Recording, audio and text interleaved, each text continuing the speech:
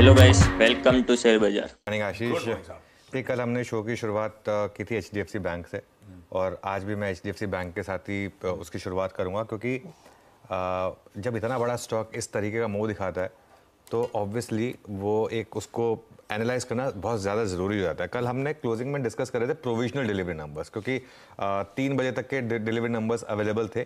3 बजे तक वो 1700 करोड़ की डिलीवरी थी एचडीएफसी बैंक में।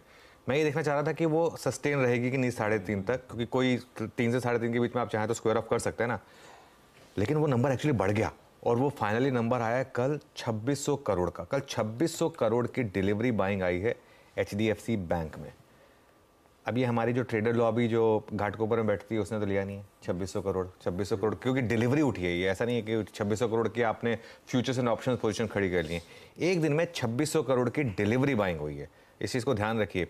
जो बहुत लोग पूछते हैं ना कि हम इतना टाइम क्यों देते हैं एचडीएफसी बैंक पर, वो इसीलिए देते हैं क्योंकि इतना पैसा इस स्टॉक को चेज करता है एक एक दिन में 2600 करोड़।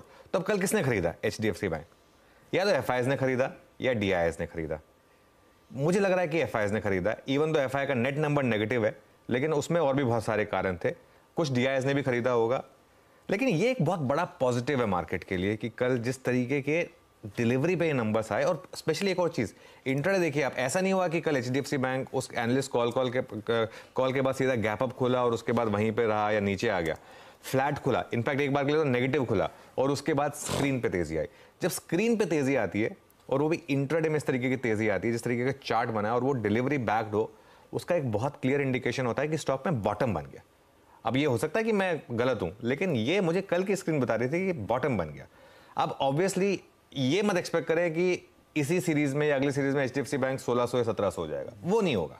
उसमें टाइम लगेगा, ठीक है। और हो सकता है 6 महीने 9 महीने तो लगे एटलीस्ट इसको थोड़ा सा इवन स्टेबलाइज होने में, ये पॉसिबल है। लेकिन जो चीज़ हम डिस्कस कर रहे थे, एटलीस्ट प्राइस करेक्शन खत्म हो गया, ये पॉसिबिलिटी है।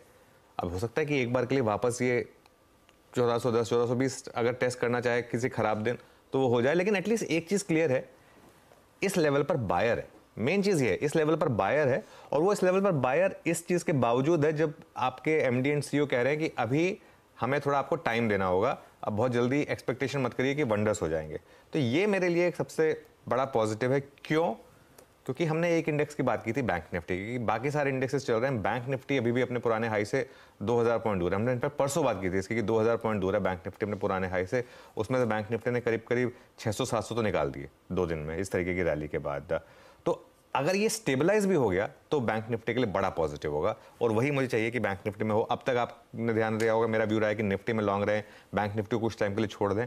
अब मेरा व्यू ये भी बन रहा है कि अगर ये कंटिन्यू करेगा तो बैंक निफ्टी पर भी आप एक बार के लिए पॉजिटिव व्यू ले सकते हैं। लेकिन अगेन देखना यह है कि ये वनडे वंडर था, पहले भी हुआ ऐसा, या फिर इस बार ये सस्टेनेबल है। और उसके लिए आज का क्लोज बहुत इंपॉर्टेंट है। कल मैं एडीआर देख रहा था, एडीआर एक बार के लिए 5% ऊपर खुला, तब तो मुझे लग रहा था कि बहुत शानदार है, लेकिन वो टिका नहीं वहां पे 5%। वो तो नॉर्मल फिर 2.5% ही, जहां जितना हमारा स्टॉक था उतना।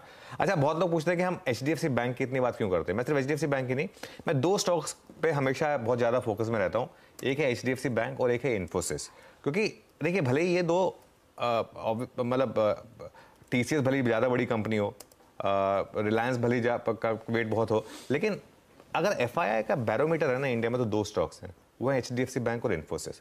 वो जब 90s में लिबरलाइजेशन हुआ था उसके बाद से जो एफआईआई की इन्वेस्टमेंट रही है ना, वो सबसे ज़्यादा जिन 2 स्टॉक्स में आई है। ऑब्वियसली उसका एक बहुत बड़ा फैक्टर फ्री फ्लोट भी था, वो है एचडीएफसी ट्विंस जो अब एक एचडीएफसी बैंक रह गया, और एक इन्फोसिस। इसके लिए हम इस पर इतना टाइम देते हैं और आज देखते हैं कि ये बॉटम आउट होता है या नहीं, या साइन देता है कि नहीं। आज तो बैंक निफ्टी की एक्सपायरी भी है।